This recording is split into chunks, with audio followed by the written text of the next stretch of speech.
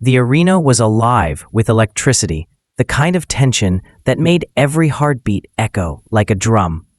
Under the blazing lights, two men prepared to walk into history. On one side, Deontay Wilder, the Bronze Bomber, a destroyer with fists that ended nights in the blink of an eye. With a knockout ratio unmatched, his presence alone carried an aura of dread. His reputation wasn't built on points or decisions, it was built on devastation. Across from him stood Joseph Parker, calm, composed, and unshaken. The pride of New Zealand, Parker had weathered storms before.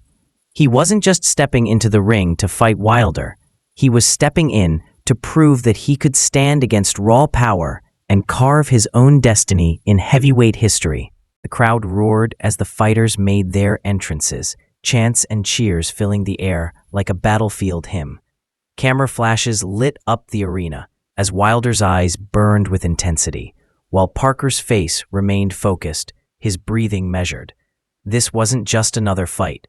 It was danger itself unfolding in front of millions.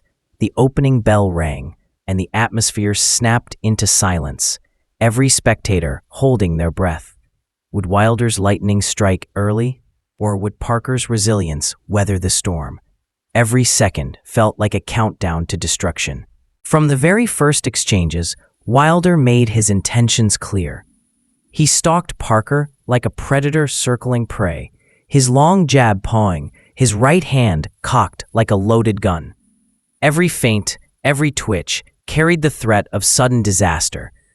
The crowd gasped each time that right hand came close, because everyone knew if it landed clean, it could be over. But Parker was no stranger to danger. He moved with calculated precision, slipping jabs, firing quick combinations, and refusing to be bullied. His strategy was to stay disciplined, frustrate the American giant, and find openings. With sharp counters, Parker reminded Wilder that this fight would not be a one-man show. The middle rounds turned into a battlefield of nerves. Wilder's bombs whistled through the air, sometimes grazing, sometimes missing by inches. Parker fired back with hooks to the body, his gloves digging into Wilder's ribs, forcing him to slow. Each shot Parker landed drew cheers from the crowd, proof that he was here to fight, not survive. The tension only grew. Every Wilder miss seemed to coil him tighter. Every Parker punch seemed to build his confidence. Round after round, the suspense climbed. It wasn't just a fight anymore. It was a game of Russian roulette, and the chamber was spinning with every exchange. The storm was only beginning. By the middle rounds, the arena had become a cauldron of noise and tension. Deontay Wilder, breathing heavily but still dangerous, continued to stalk Parker with menace. His right hand dangled like a guillotine, waiting for the perfect moment to drop. Each time Wilder loaded up, the crowd rose in anticipation, sensing destruction in the air. Then came the chaos. In the fifth round, Wilder unleashed a furious flurry. His right hand finally connected, an explosive shot that sent Parker stumbling back toward the ropes. Gasps ripped through the audience. For a moment, it seemed the fight was over. Wilder pounced, swinging wild hooks, desperate to finish. But Parker's spirit refused to break. Digging deep, he clenched, ducked, and fought his way off the ropes. His legs were unsteady. His eyes clouded, but his will was iron. And then, like a man possessed, Parker fired back. A crisp left hook snapped Wilder's head sideways, stopping the American in his tracks. The crowd erupted. This wasn't just survival. This was defiance. The bell saved Parker, but the message was clear. He was here to fight, not fold. The momentum shifted slightly. Wilder had landed his bomb, but Parker had stood tall, and that resilience lit the fire of suspense even higher. Fans were on their feet, screaming, sensing that the fight was on a razor's edge. Would Wilder find the finishing blow, or would Parker's resistance carve a shocking twist into the night?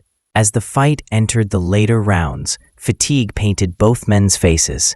Sweat dripped, lungs heaved, but neither man gave an inch. Every punch carried the weight of destiny. Wilder's right hand remained the ever-present shadow, while Parker's combinations grew sharper, more daring. The eighth round became the breaking point. Wilder lunged with his trademark right, aiming to end it all. But Parker slipped just enough, and in that instant, he unleashed a thunderous counter left hook. The punch landed flush. Wilder's knees buckled. The unthinkable had happened. The predator was hurt.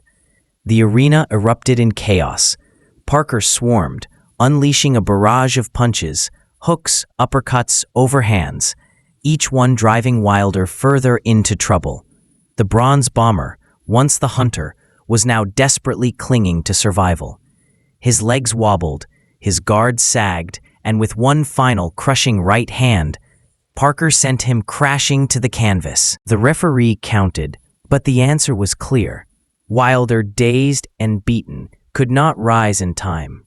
The bell never came. It was over. Joseph Parker had done the impossible. He had stood in the fire, taken Wilder's best, and delivered a knockout that would echo through boxing history. His hand was raised, his eyes filled with triumph, while Wilder, humbled, nodded in respect. This wasn't just a victory, it was a shockwave, a reminder that in boxing, suspense is everything, and one punch can change the world.